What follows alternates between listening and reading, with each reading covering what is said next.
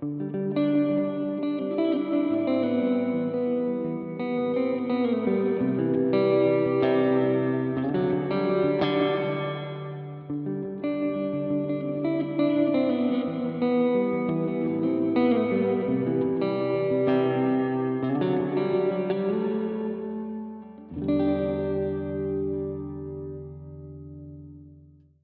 it's been a long time since the last update on my guitar builds. I really wanted to be more detailed and take more videos, but I just kind of got distracted along the process of just wanting to get things right, and I knew being distracted by trying to film everything, I would just end up filming too much and then start making way more mistakes. But anyway, they're done, and put a clip beforehand for you to hear a little bit of it. But when I started this project, I was planning on building a guitar for myself, and I wanted to build a Telecaster just because I have never had one. So I wanted one, but I wanted to make it really kind of radical in what I would want in a Telecaster, not really traditional. And it was about that time I ran into an old friend of mine who I've known for nearly 20 years. Nearly 20 years now.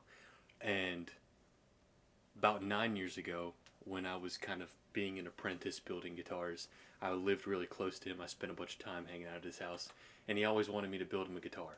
So when I ran into him, I told him, "Hey man, I'm building it again." And he's like, "Oh, that's cool. You still got to make me one." And he was halfway joking. And then he told me, "Oh, I've always wanted to build like a Telecaster kit guitar that you can get online." And so since then, it's been really hard to keep it a secret.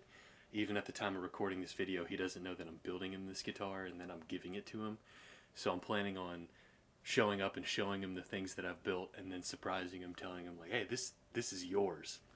So with this project, I wanted to build a Telecaster that was spec'd kind of how I would like a guitar, but not so much that it would be off-putting for someone else who isn't as crazy as me. So kind of a more mix of a traditional, modern, my take on things. I'm super happy with the way it turned out, and I can't wait to give it to him. I think he's going to be super surprised with it.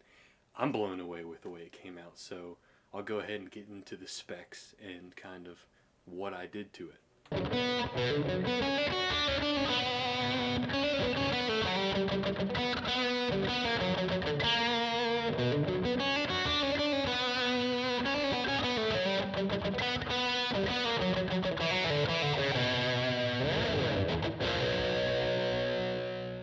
So I started with a body blank from Alloy Guitars. I found them on Instagram.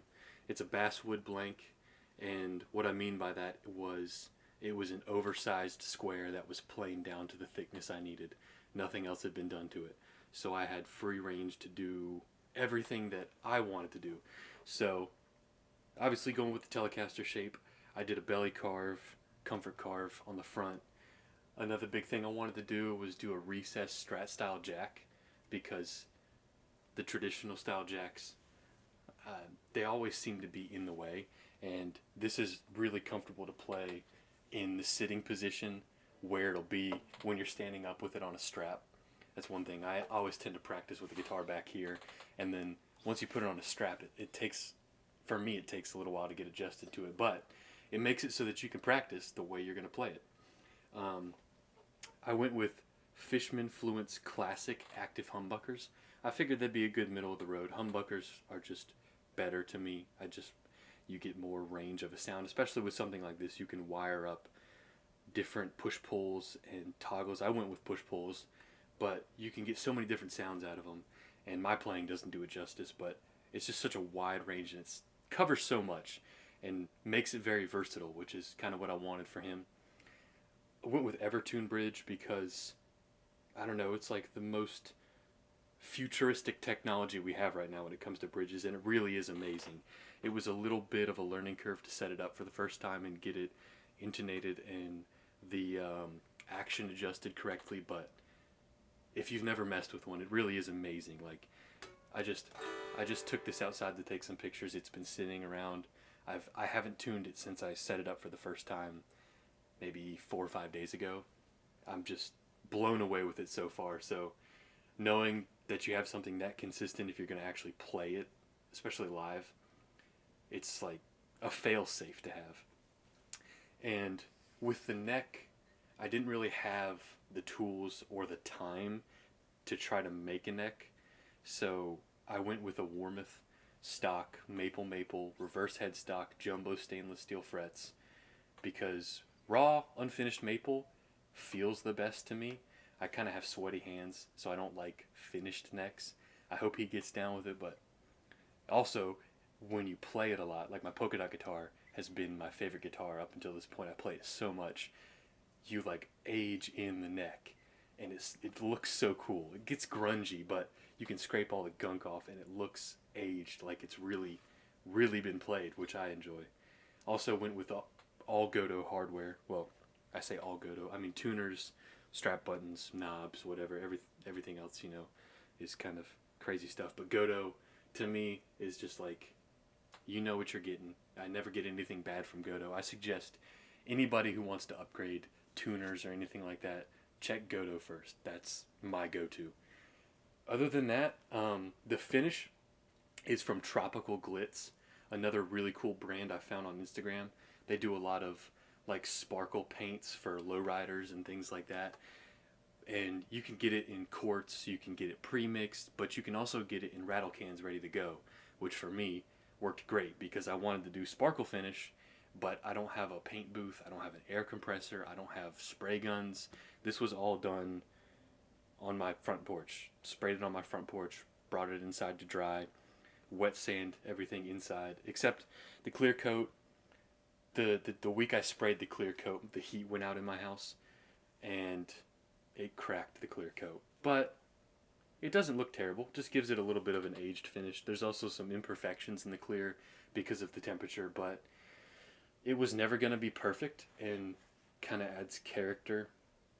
Speaking of which, I got to own up to my mistakes. I made a huge mistake, measured the wrong scale length from the beginning because I started this process in like March. So I didn't have the neck. I had a different neck on here when I was measuring it up. And it was the right scale length, but I just measured for the wrong scale length. So I had to move the bridge back a little bit. But I added this cool little plate that I made out of a record. That's probably where I'm going to put my branding, whatever I decide to do on there. So, happy accident, whatever. It does, a lot of people would say you want the humbucker as close to the bridge as you can get. It's just a different sound. But it doesn't sound bad. I don't know. It's hard to describe. Same thing with the controls with the push-pull. I don't know what the push-pull is labeled as it's supposed to do. But it sounds good. To me, it sounds like a mid-boost.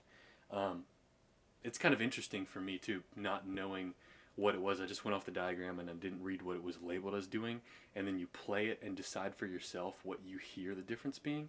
I thought that was a really cool thing for me, and going forward, I don't know. I know a lot of people who build things brand their tone controls in a way where it's kind of vague as to what they do, but for me, it's like, why am I going to tell you what it's supposed to sound like? Why don't you just figure out what sounds you hear coming out of it and what you hear working, and then decide for yourself what it is, if that makes any sense or if that's just rambling. But along with that, the tones I'm getting are all coming from my HX Stomp, and it's very hard for me to hear tonal differences in modeling, if that makes any sense. Like the tonal differences in pickups are not as drastic to me as they are in a tube amp. But it does sound good. It sounds different, and I really enjoy it. I can't wait to give it to him. I hope he likes it as much as I do because I'm super proud of this.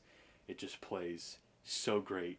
And I can't stress enough, anybody who's looking at Nevertune, just do it. Like, there should no reservations. It's going to take you a minute to get used to it, but it's not like a Floyd Rose where it's going to take you hours and hours to learn how to do it right and to get it floating right. It comes with a wrench that does all the adjustments, super easy to set up, and you're pretty much set for life. You can take the strings down. The bridge is going to stay set up for the tension of the string gauge that you had before. So once you get it right once, you're pretty much set to go. And that's pretty much it with this one. So, I don't know. I'm super happy with it. I can't wait to give it to him. Hope you like it. I'll probably add another clip on the way out. Check me out on Instagram at Slam Soundworks. I'll post more pictures of it. ask me any questions, whatever. But yeah, have a good one.